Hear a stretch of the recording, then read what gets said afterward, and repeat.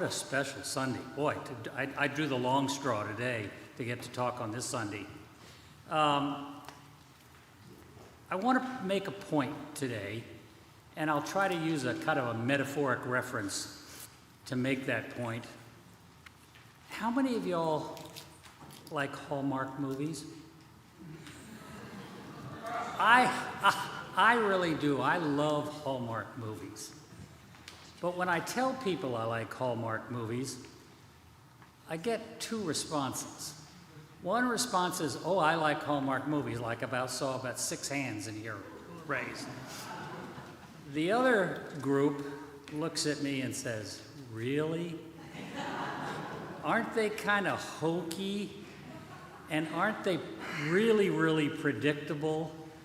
And don't you get the same message over and over and over again? They just change the names of the people, they change the scenery, but the messages are all the same. Well, I kind of find that over and over consistent and very reassuring, because it's why I come to church, because the message is always the same. We get the same message year after year, day after day. I've been getting it since I could recognize things at the age of 5. That was 70 years ago. I don't want to make myself too old too quickly. But those messages come through. In a couple of months, as Christmas approaches, Joseph and Mary are still going to go to Bethlehem, and we're going to hear and read all about it. Christ is still going to be born in a manger. He's still going to be crucified, and we're going to read all those stories about his crucifixion, and we're going to study the first Last Supper.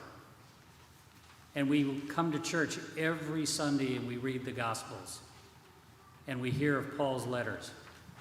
This is the reassuring nature of what we do, because it happens over and over and over again. Normally, on a normal Sunday, Matt comes up and does a children's sermon. And he speaks to the youngest among us. And he starts them on their Christian journey. And about 10, 12, 13 years later, they end up like these young folks do. They're here as confirmants. And they begin their journey along with us as we begin our journey. But that journey doesn't go real well if we don't have this, the church and this church. And this church, sadly to say, takes financial resources to make it work. And you saw today, and we've seen, I'm here because of my parents and my grandparents. My children are here because of me. These children are here because of their parents.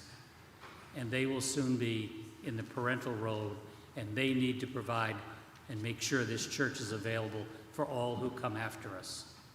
So I reach out to you and I ask you, when you fill your pledge card out this year, be mindful of the role this church plays. It's not only the past, it's the future. That's what stewardship is. And to capitalize on something that the bishop said earlier, stewardship is more than just money, even though that's predominantly what I'm talking about today. Stewardship's also about service, our time and our talents.